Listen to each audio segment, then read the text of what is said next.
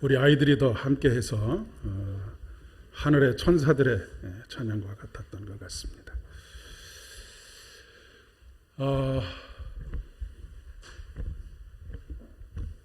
예배에 참석하실 때 마음이 조금이라도 거리낌이 있으시면 마스크 쓰고 예배 드리셔도 아무도 뭐라고 하지 않습니다. 오히려 더 권장하니까 여러분 그렇게 생각하시면 되겠습니다.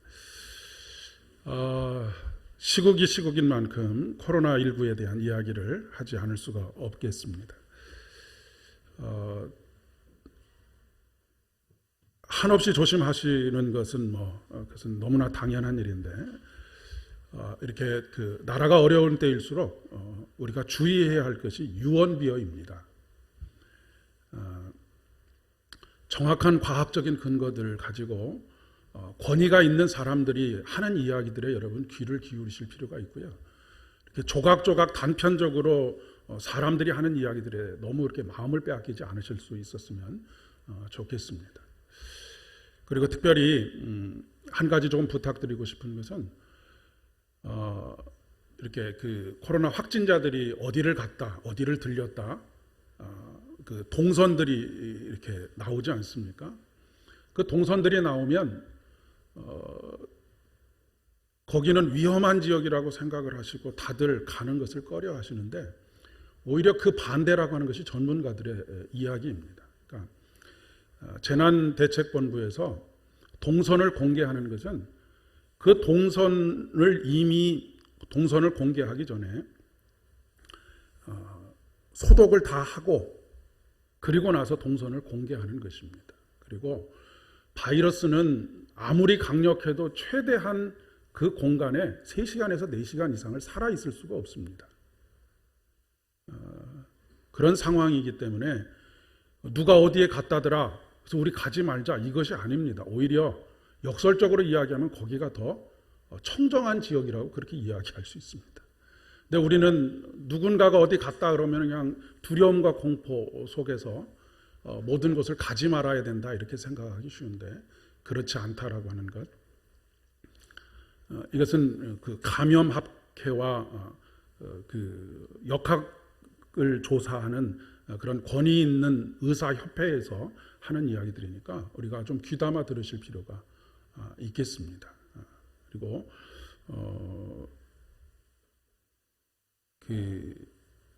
여러분 잘 아시는 것처럼 지난 19일을 기점으로 해서 코로나 바이러스에 감염된 사람이 아주 그냥 폭증을 했죠. 2배 이상 폭증을 했는데 물론 전국적으로 지금 이런 상황들이 벌어지고는 있지만 절반 이상이 대구의 신천지 교회에서 벌어진 감염이라고 하는 것 조금 염두에 두시면 좋을 것 같고요. 그래서 우리가 협조할 것은 더 협조하면서 이 어려움들을 조금 극복해 가면 좋겠습니다. 특별히 이 신천지에 대한 경계는 우리가 새로운 기회로 삼았으면 좋겠다는 생각이 들고요.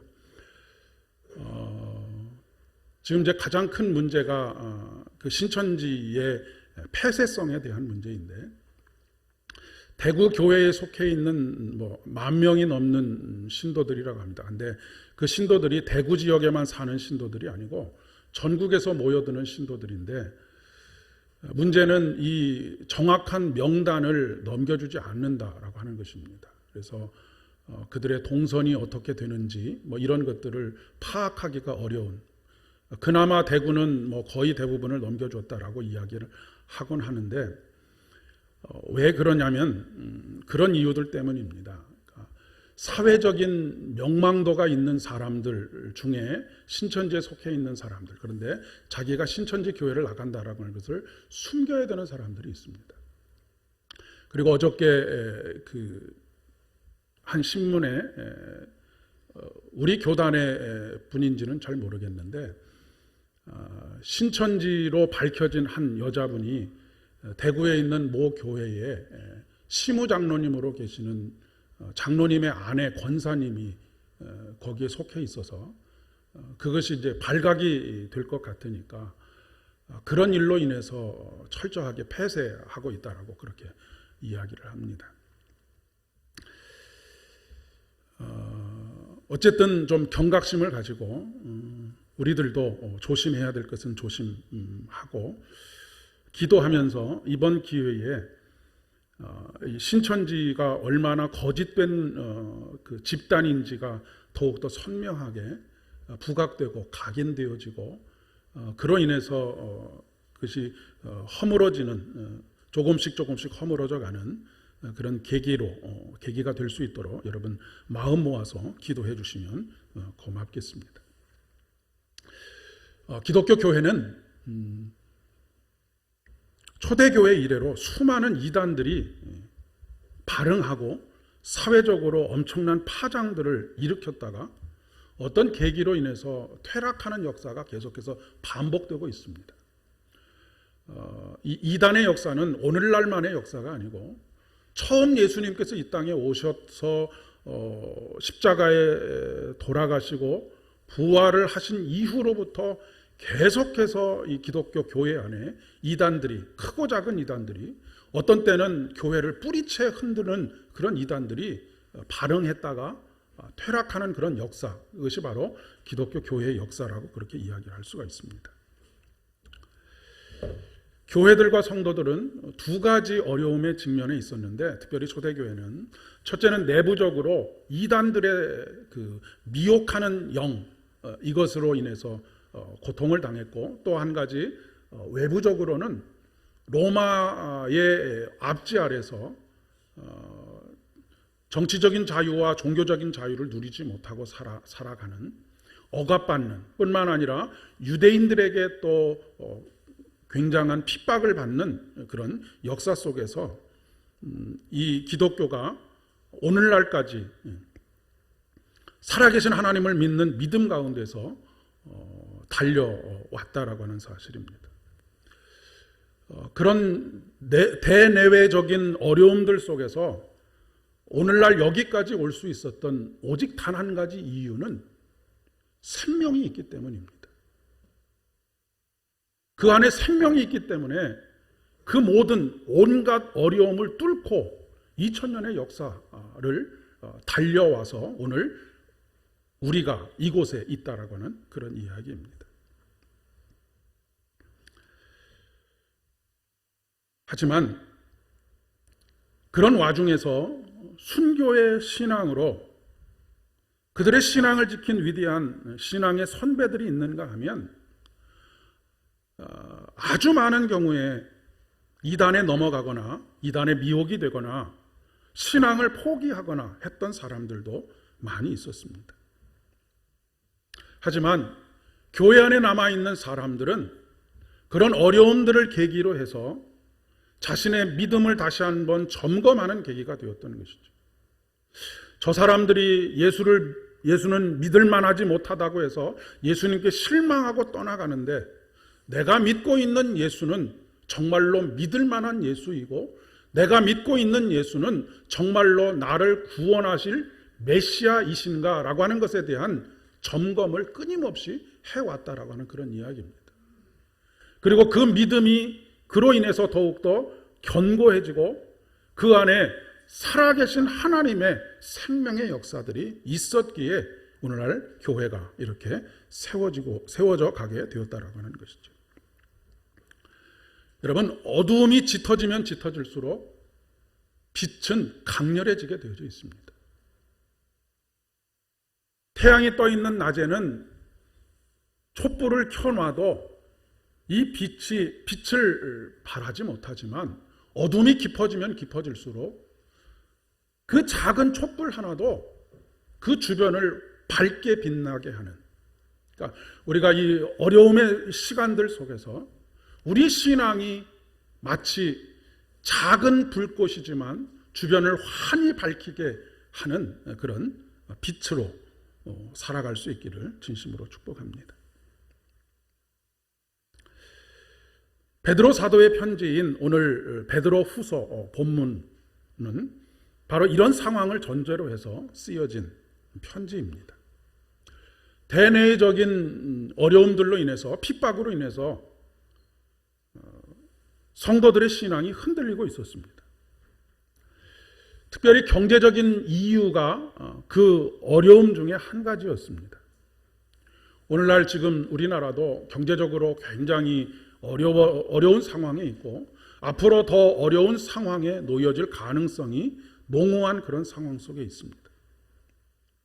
특별히 예수님 당시에 팔레스타인 지역, 그러니까 이스라엘과 그 주변 나라들의 경제적인 상황이 어떤 상황이었냐면 인구의 90% 정도가 절대 극빈층에 속하는 그런 상황 속에 있었습니다.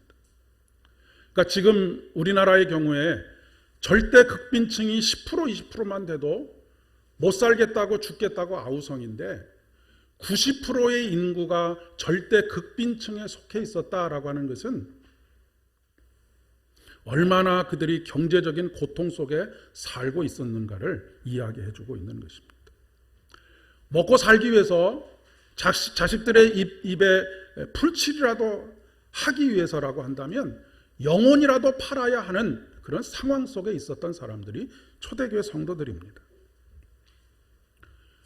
그런데 그런 상황에서 어떤 희망의 빛이라도 좀 보이면 계속해서 그 길을 걸어갈 수 있겠는데 그 희망의 빛조차도 보이지 않습니다. 모이기를 힘쓰고 예배하고 말씀을 듣고 기도하기도 하지만 삶이 더 나아지리라고 하는, 삶이 더 윤택해지리라고 하는 그런 희망을 가질 수 없는 그런 상황 속에 있었습니다. 그리고 특별히 베드로 전후서가 쓰여질 때에는 이미 로마에 의해서 예루살렘 성전이 돌 위에 돌 하나도 남지 않을 정도로 완전히 파괴된, 더 이상 그 어떤 희망도 가질 수 없는 그런 상황 속에 있었습니다. 그러니 이런 상황 속에서 사람들의 마음 속에는 의심이라고 하는 독버섯이 가슴 한켠에서 계속해서 자라가게 되었던 것이죠. 그러니 그들을 지탱하게 하는 부활에 대한 소망 그 하나를 붙잡고 그들의 믿음을 지켜왔는데 그 부활에 대한 소망조차도 더욱더 희미해져 가고 있는 그런 상황입니다. 이런 상황에 있는 초대교회 성도들을 향해서 베드로는 자신이 믿고 있고 그리고 자신이 믿을 뿐만 아니라 생명까지도 바치려고 하는 순교의 열망 속에 있는 자기가 믿는 예수님, 그 예수님이 그리스도가 되신다라고 하는 것이 얼마나 확실한 진리의 말씀인지를 이야기해주고 있는 것입니다. 오늘 16절의 말씀에 보면 우리가 여러분에게 우리 주 예수 그리스도의 권능과 재림을 알려드린 것은 교묘하게 꾸민 신화를 따라서 한 것이 아닙니다 라고 그렇게 단호하게 이야기하고 있는 것을 보게 됩니다. 그러니까 사람들이 베드로가 전하는 예수님의 권능과 재림에 대해서 저거 조금 의심스러운데 저거 정말로 믿어도 되는 것이야? 라고 하는 이야기들을 하는 사람들이 점점 생기게 되었다라고 하는 것이죠. 그러니까 베드로가 지금 내가 너희들에게 전하고 있는 예수 그리스도의 권능과 그분이 다시 오실 것이다라고 하는 이 부활에 대한 소망, 이것은 교묘하게 꾸며낸 신화가 아니다. 그냥 너희들에게 영혼의 안심을, 평안을 주려고 적당히 꾸며낸 이야기, 진리는 요것인데 살들을 많이 붙여서 어마어마한 것이 있는 것처럼 한 이야기, 이런 얘기가 아니다라고 하는 것을 이야기하고 있다는 것입니다. 그러면서 베드로가 단호하게 이야기하는 것은 우리는 그의 위엄을 눈으로 본 사람들이다 라고 그렇게 이야기하고 있습니다. 그러니까 지금 베드로는 누군가에게 전해들은 이야기, 거기다 살을 붙여서 누군가에게 하고 있는 이야기가 아니라 내가 그것을 눈으로 본 사람, 그의 위엄을, 그의 하나님 되심을, 그의 구원자 되심을 내 눈으로 직접 본 사람이다 라고 그렇게 이야기를 하고 있는 것입니다. 대충 만들어냈다든지 과장을 했다든지가 아니라 직접 눈으로 보고 귀로 듣고 손으로 만진 바 된 이것을 동일하게 이야기하고 있는 사람이 누구입니까? 오늘 변화산에 같이 올라갔던 사도 요한도 똑같은 이야기를 하고 있습니다. 내가 눈으로 본 바요, 귀로 들은 바요, 손으로 만진 바라. 없는 이야기를 만들어낸 것이 아니라 남에게 들은 어떤 이야기를 너희들에게 하고 있는 것이 아니라 내 눈으로 똑똑히 보고 내가 친히 경험한 이야기, 그 이야기를 너희들에게 전해주고 있는 것이다 라고 이야기하고 있는 것입니다. 왜 이 이야기 속에 베드로의 성도들을 향한 절절한 마음을 읽을 수가 있습니다. 왜냐하면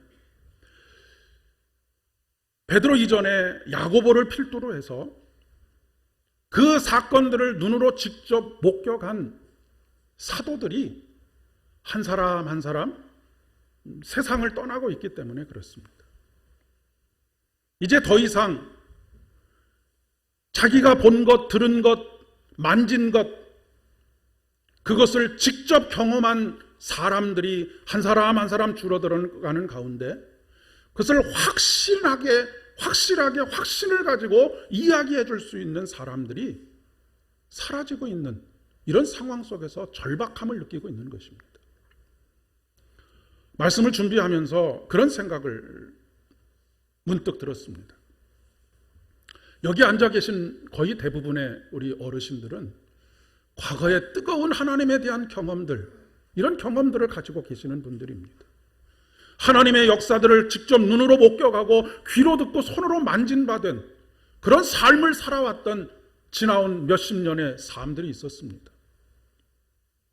그런데 그 하나님의 능력의 역사들, 그 역사들을 직접 눈으로 보고 귀로 듣고 손으로 만진 바 되신 그 분들이 한 분 한 분 교회에서 하나님의 부르심에 따라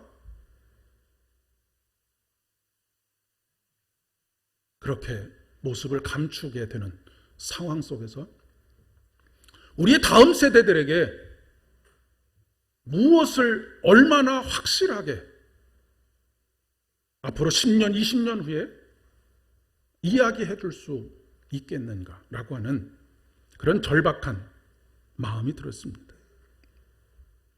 신앙의 선배들이 경험했던 그 뜨거웠던 하나님의 경험을 더 이상 이야기해 줄 수 있는 사람이 없는 시대가 오고 있기 때문에 그렇습니다.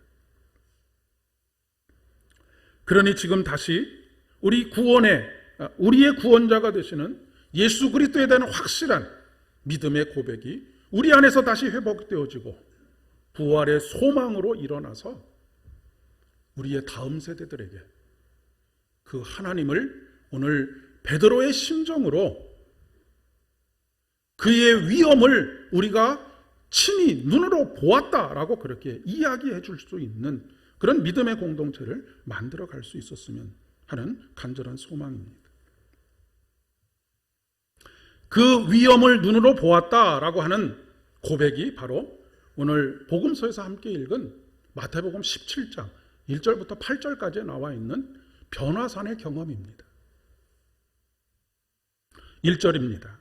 그리고 엿새 뒤에 예수님께서는 베드로와 야고보와 그의 동생 요한을 따로 데리시고 높은 산에 올라가셨다. 그리고 베드로가 본 것이 무엇입니까? 변화되신 예수님입니다.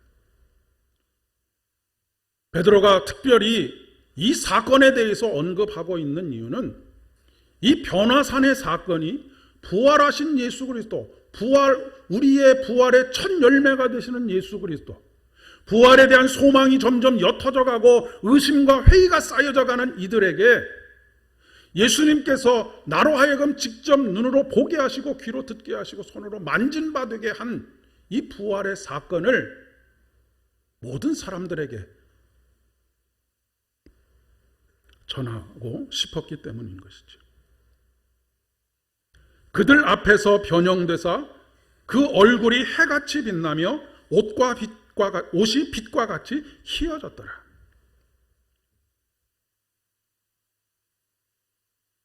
단순히 탁월한 낯빛, 선생님이나 아니면 각종 병들을 고치는 능력 있는 어떤 사람으로서가 아니라 우리의 구원자가 되시는 하나님으로서의 고백을 하고 있는 것입니다. 오늘 변화산에는 두 사람이 등장하는데 그 한 사람은 모세이고 또 다른 한 사람은 엘리야입니다. 모세는 누구입니까? 이스라엘 백성들에게 율법을 전해준 사람입니다. 모세오경이 바로 모세를 통해서 우리에게 전해졌고 특별히 십계명을 우리에게 가져다 준 사람이 모세이지요. 그러니까 모세는 율법의 최고의 선생입니다. 우리가 어떻게 살아가야 할지를 가르쳐주고 어떻게 사는 것이 올바로 사는 것인지를 가르쳐주는 사람이 바로 모세인 것이지요. 오늘날도 예수 그리스도를 믿는 것을, 신앙을 갖는 것을 좋은 가르침을 받거나 아니면 이 좋은 가르침을 통해서 좋은 사람이 되는 것 정도의 윤리적이고 도덕적인 이유로 교회에 출석하시는 분들을 종종 보게 됩니다. 또 한 사람은 엘리야입니다. 엘리야는 신구약 성경을 통해서 예수님을 빼놓고 가장 많은 기적의 능력을 일으켰던 사람이 엘리야입니다. 게다가 그는 죽음을 보지 않고 불병거를 타고 하늘에 올라간 사람입니다. 오늘날도 교회에 출석하고 예수를 믿는다고 하는 것을 우리의 각종 문제들, 특별히 육신의 질병이나 여러 가지 삶의 문제들을 해결하는 것을 해결하기 위해서 예수를 믿는 그런 이들이 있습니다. 물론 모세가 가르쳐주는 율법의 말씀과 각종 병들과 문제들을 해결해주는 능력의 사람으로서의 엘리야와 같은 존재로서 그렇게 우리가 믿고 우리의 신앙, 그것도 우리의 신앙의 일부분인 것은 확실합니다. 그것이 잘못됐다라고 하는 것이 아니고요. 그러나 그것은 예수님을 구주로 고백하는 본질이 아니라고 하는 것이죠. 베드로가 오늘 말씀에 보면 모세를 위해서, 엘리야를 위해서, 또한 예수님을 위해서 초막을 하나씩 짓고 싶습니다라고 그렇게 이야기합니다. 이 이야기의 저변에는 무엇이 깔려 있느냐면 모세와 엘리야와 예수님이 같은 반열에 있는 것입니다. 어떤 반열이냐면 사람들 중에 탁월하게 뛰어난 어떤 존재. 오늘 말씀을 시작하는 그 복음서의 말씀의 시작에 엿새후에, 이 엿새후가 언제로부터 엿새후냐면 마태복음 16장에 나와 있는 주는 그리스도시요 살아계신 하나님의 아들입니다라고 하는 이 베드로의 고백, 그 고백이 있은 후로부터 엿새후입니다.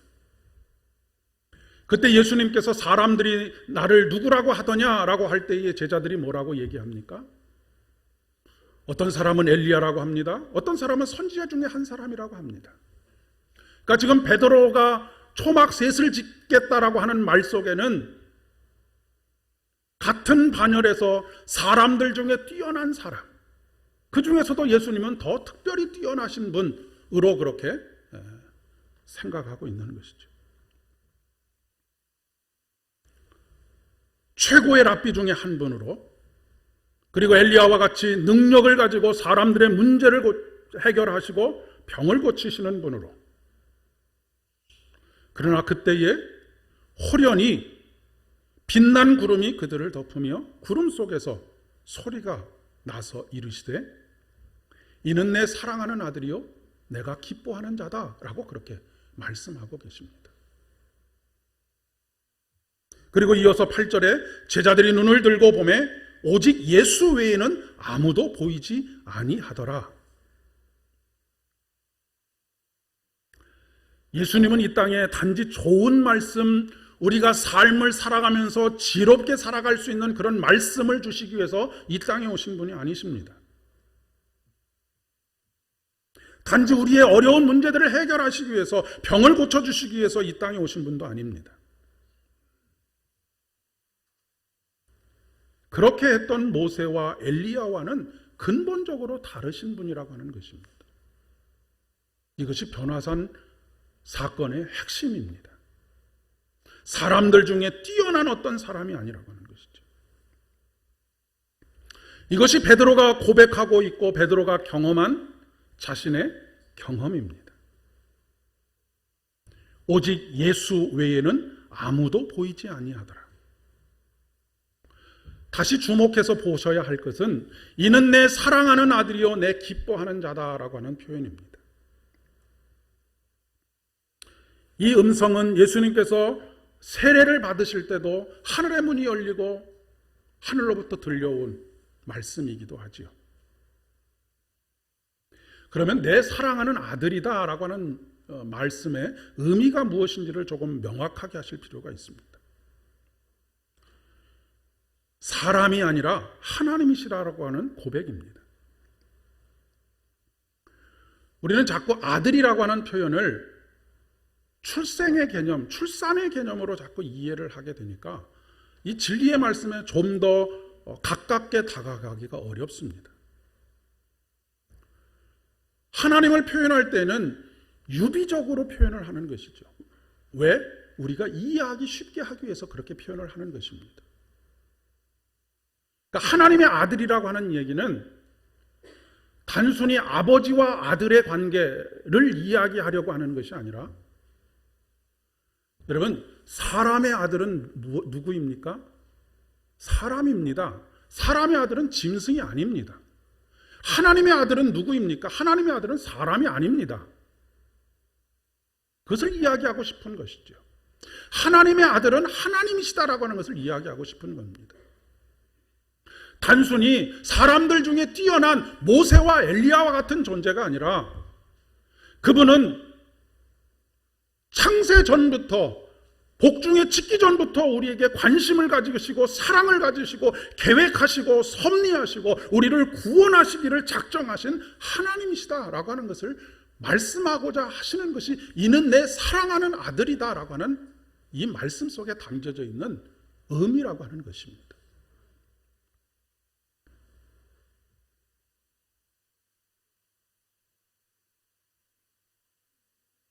이런 변화산의 경험이 없는 사람들이 산 아래에서 한 일이 무엇이겠습니까? 오늘 출애굽기의 말씀이 바로 그것입니다. 산 위에서 변화의 경험을 하고 있는 모세, 그러나 그런 경험을 하지 못하고 있는 산 아래에 있는, 그것이 제사장이 되었던 레위인이 되었던 그거하고는 전혀 상관없이 산 아래에서 이 부활에 대한 확실한 소망, 자기의 믿음의 고백이 없는 사람들이 행한 일이 무엇이냐면 우상을 만들고 우상에게 절하는 것이었습니다.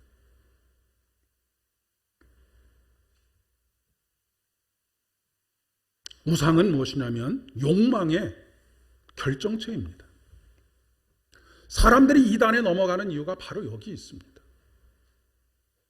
물론 우리 기성교회들이 깊이 반성해야 될 부분들이 있죠.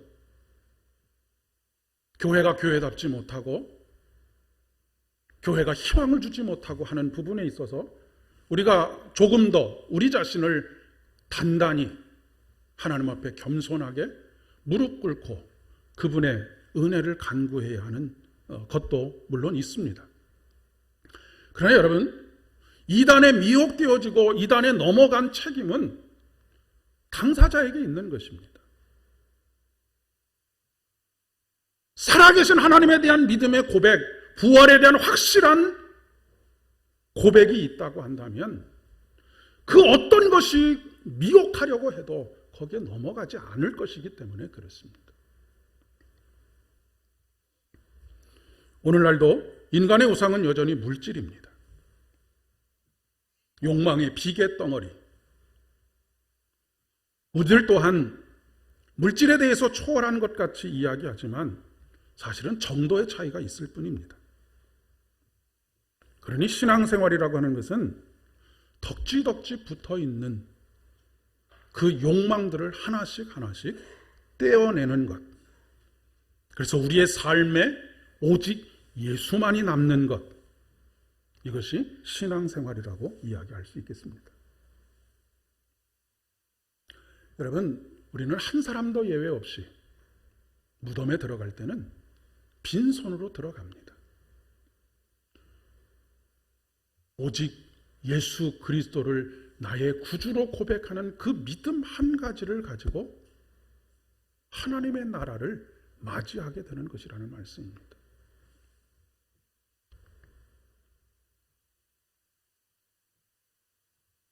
그 사망의 권세에서 우리를 구원하실 수 있는 오직 유일한 분. 죽음에서 우리를 돈이 건져낼 수 없습니다. 권력이 건져낼 수 없고 명예가 건져낼 수 없습니다. 그 사망의 권세에서 우리를 구원하실 수 있는 오직 유일한 분, 예수 그리스도입니다. 여러분, 우리는 그냥 예수 그리스도라고 하지만 예수는 인간 예수를 이야기하는 것이고 그리스도는 우리의 구원자 되시는 하나님을 고백하는 것입니다. 예수님이 그리스도가 되는 것. 모세와 엘리야와 같은 사람 중에 뛰어난 어떤 존재가 아니라 그분이 나의 하나님으로 고백되어지는 것.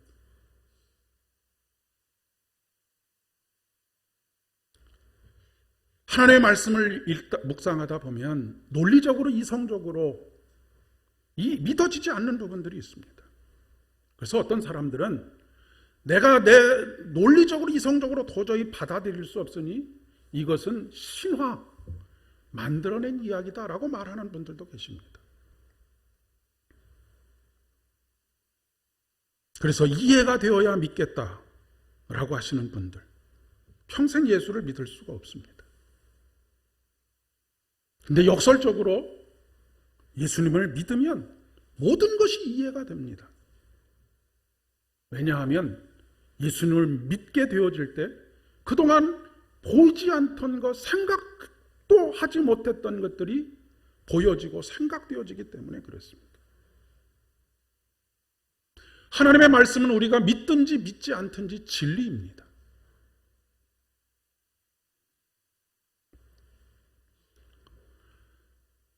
하늘에 태양이 떠 있지 않습니까?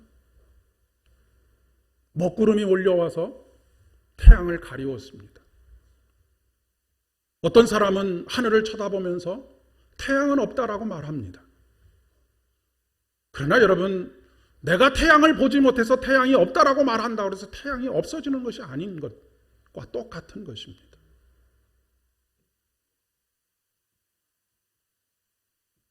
베드로가 경험하고 고백하는 것처럼 우리들 또한 이런 경험과 고백이 있어야 하는 것이죠. 이 땅에 사람의 몸을 입고 오신 예수님께서 메시아 즉 우리를 구원하신 하나님으로 경험되어지는 고백입니다. 그러면 그 경험이 어떤 경험입니까? 라고 물으시면 설명하는 것이 참 난감합니다. 이것은 설명한다고 설명되어지는 것이 아니기 때문에 그렇습니다. 그러나 비유적으로는 설명할 수 있을 것 같습니다. 우리나라가 이 김포 지역이 우리나라의 최서쪽에 있지 않습니까? 여러분은 뭐 가끔 그렇게 바라보시는지 모르겠지만 이곳의 노을은 정말로 환상적입니다. 가만히 노을을 지는 것을 바라보고 있으면 어떤 경외감이 떠오를 때가 있습니다. 그 노을에 압도되는 경험들을 할 때가 있습니다. 이 하나님 경험이라고 하는 것이 이와 비슷한 경험입니다. 이거하고 똑같은 경험이라고 하는 것이 아니라 이와 비슷한 경험을 하는 것입니다. 이것을 오토라고 하는 신학자는 누미노제의 경험이라고 그렇게 명명하고 있습니다. 어떤 전율을 느끼는 것입니다. 이렇게 말씀드리면 또 자꾸 감각적으로만 생각하실까 봐 조심스럽긴 한데, 근데 여러분, 이 경험과 그 경험에 기반한 확실한 고백, 그의 위엄을 내 눈으로 보았다라고 하는 이 고백이 없으면 우리는 늘 세상을 따라가게 되어져 있습니다. 그리고 초막 셋을 짓고자 하는 일들에만 전념하게 되는 것이죠. 우리가 조금 오해하고 왜곡하는 것이 한 가지 있는데, 하나님을 경험하는 것은 기도원에 가서 뒤집어지고 입신을 하고 방언을 하고 하는 것이 하나님 경험이 아닙니다. 물론 그것도 일부분이라고 할 수 있지만 그것은 지극히 작은 부분에 불과한 것입니다. 하나님은 말씀을 묵상할 때도 우리에게 그렇게 전율감을, 경외감을 느낄 수 있도록 또 하시고, 여러 가지 경로를 통해서 이제 말을 배우는 아주 어린 아이의 입술을 통해서 하나님의 음성을 듣게도 하십니다. 그리고 이런 경험들은 우리가 어려운 상황 속에 있을 때 이길 수 있는, 뚫고 나갈 수 있는 생명으로 역사하는 것입니다. 어떤 상황에서도 부활의 소망을 잃지 않도록 하는 믿음이 됩니다. 그리고 나아가서 세상을 변화시킬 수 있는 원동력이 됩니다. 이 거룩한 경험, 이 거룩한 두려움의 경험을 하시는 여러분들 되실 수 있기를 바랍니다. 이 거룩한 두려움의 경험은 교회 안에서만, 예배 시간에만 하는 것이 아니라 여러분의 삶의 곳곳에 숨어 계시는 하나님을 발견할 때 이런 경험들을 할 수 있게 됩니다. 이번 주 제2의 수요일부터 사순절이 시작이 됩니다. 여러분, 이 사순절 동안 십자가에 달리신 예수 그리스도를 깊이 묵상하시되, 그 십자가에 달리신 예수 그리스도가 부활과 영생으로 우리에게 다가오시는 경험, 이 변화산의 경험을 하지 않으시면 절반의 믿음을 가지고 사시는 것입니다. 아무쪼록 사순절 기간을 통해서 말씀 속에 숨어있는 우리를 전율하게 하시는 거룩한 두려움을 경험하시고, 그 안에 우리의 삶을 더욱더 견고하게 세우는 부활의 경험, 이 경험들이 저와 여러분을, 그리고 우리 교회를, 그리고 저와 여러분의 삶과 삶의 터전들을 더욱더 견고하게 세워가는 복된 은혜가 있기를 진심으로 축복합니다. 함께 기도하겠습니다. 하나님, 시대가 참 어렵습니다. 어둡습니다. 질병도 우리에게 큰 고통을 가져다 주지만, 질병으로 인해서 드러난 이단의 모습들이 우리를 더욱더 힘들고 어렵게 합니다. 이러한 때일수록 우리 자신의 믿음을 점검하고 우리의 믿음이 더욱더 확고한 부활의 소망 가운데 세워져야 하겠습니다. 은혜를 부어 주시옵소서. 우리를 더욱더 견고하게 믿음 가운데, 말씀 가운데 세워 주시옵소서.